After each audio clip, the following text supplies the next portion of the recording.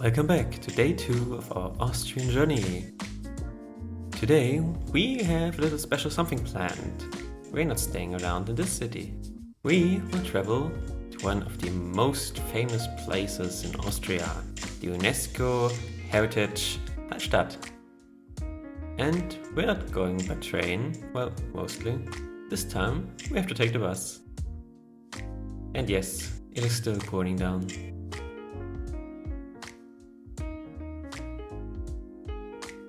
Well, we have our umbrella, we stay dry. Once again we can see Austria is just green. There is so much green area.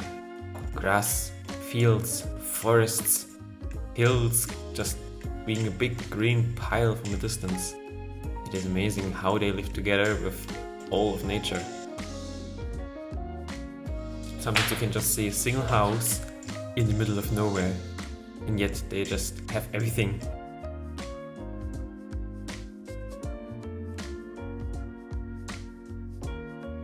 It is kinda sad that the camera can't even catch all the colors. Even now, you can't see all the vibrancy they had. And in the background, one of the more amazing spectacles, the clouds literally trapped and stuck to the mountains.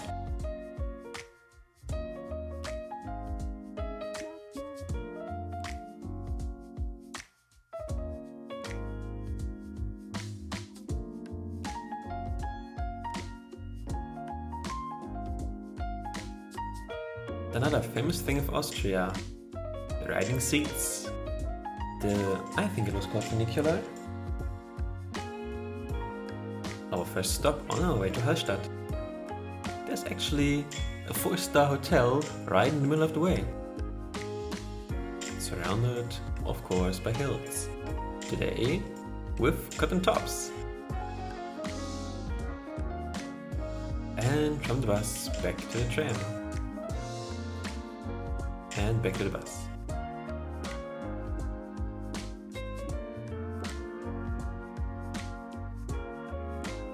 Hallstatt itself is located on a very big lake, and here we can see the first glimpses of it already, though for us it was still a good bit of a way until we got there.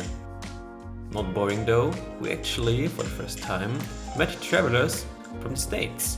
They came from the other side of the earth, and they said Hallstatt was one of their most interesting stops in all of the journey.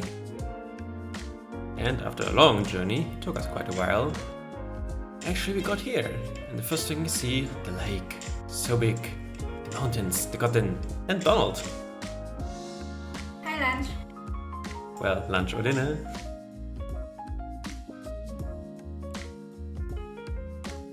Though in all honesty, they were cute. They were wary of us, but at the same time, they came close. As always, forests and something hidden well there. Here we have a combination. We have a salt mine going into the hill, with lots and lots and lots of people. And we also have a little ride up the hill to the 𝐬𝐤𝐢 platform. This was and is a platform high up on the hill, where you can overlook the whole of the lake and Hallstatt. It is worth the time to walk up there and also down from there, though we didn't have the time, we were relatively tight on it, so we decided to take a nice and easy ride. Here you can see Hallstatt from above.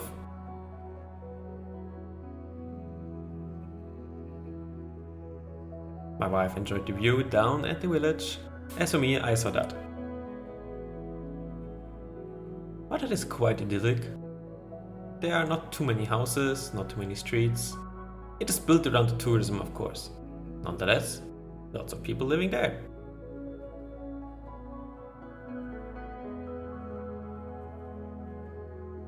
Unfortunately, since it was still rainy, we had to be wary that we couldn't stay too long on the platform. It was slippy, it was wet, cold, and if there had actually been a storm brewing, we wouldn't have even been allowed to go up there. Lightning and metal don't really mix well together, especially in the rain. But for now, we could enjoy the view. even on the lake you could see different areas. You will see that in a moment. The blue sky with the blue water. Then suddenly, blue water turns to green. Though, if that is a good sign, let everybody think for himself.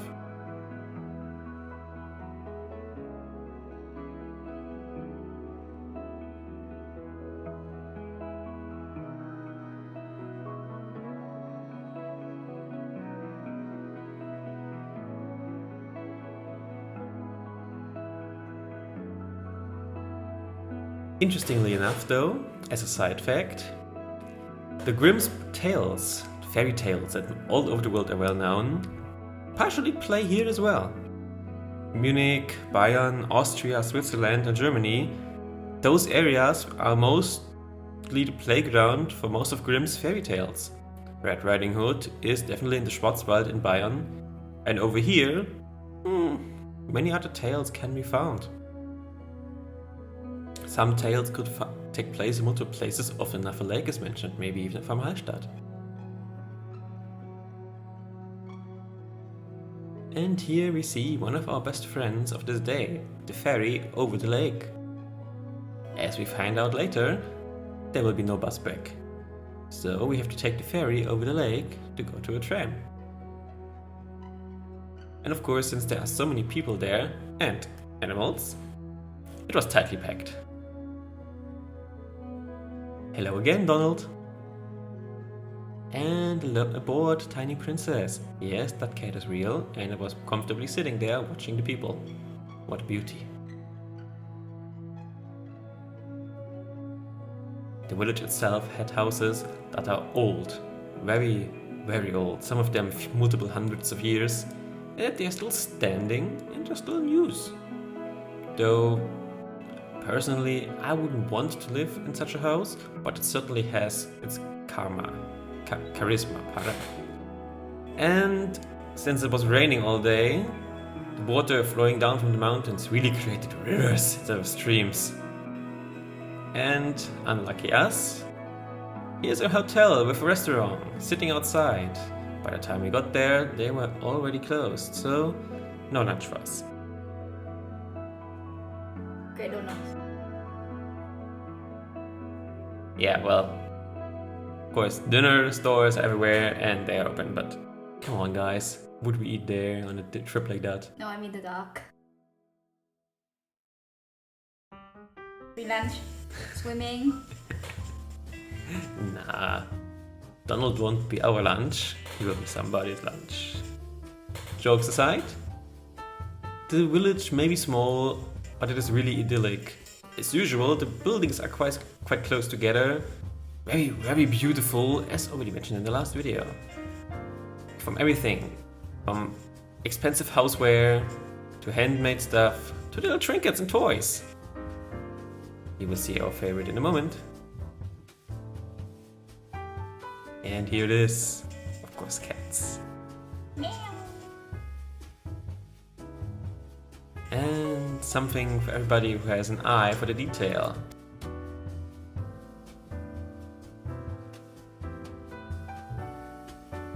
Although I must say for myself, those are too much. My wife certainly loved them though. I had to drag her away.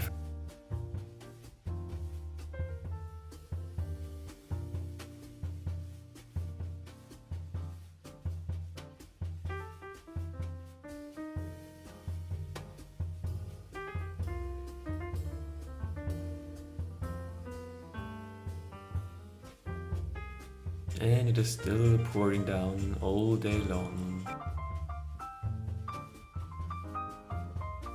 The day actually got grayer and grayer, the clouds got even lower, stuck to the mountains. And we decided it's time to go. Onto the boat. And again, we met other people, still from the States, who actually enjoyed a little chat with us.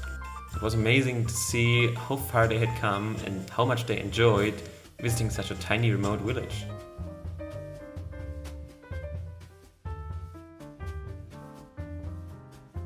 And no, we did not sit in the rain. We had, luckily enough, a ferry which had a roof.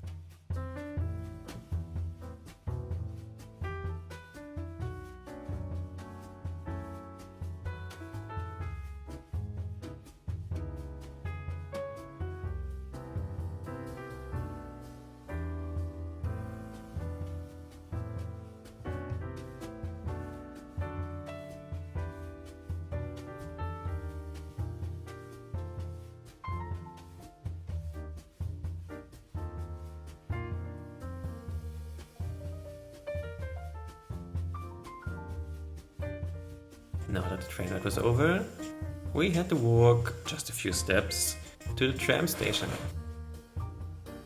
There even is a little station, the station itself is named just for the little boat dragging back and forth all day or in circles over the lake. But it is one of the key points to get to Hallstatt. There we also had to wait again a bit in a little waiting room next to the station. The tram was just coming every 20 minutes and we just missed it. So one last look at Hallstatt and its surrounding mountains. You could think that this was just a picture, but no, the clouds weren't moving at all. There was barely any wind, just rain.